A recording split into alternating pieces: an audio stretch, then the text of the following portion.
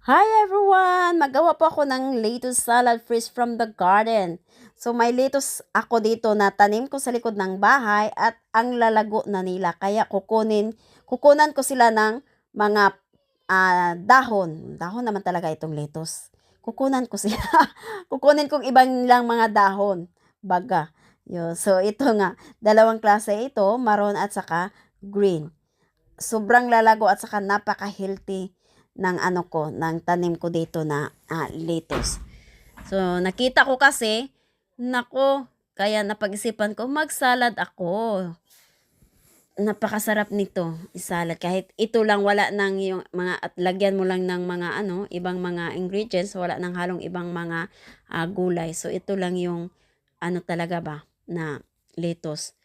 So, ito na yung lettuce natin. Hugasan ko lang, lagyan ng bombay, asin.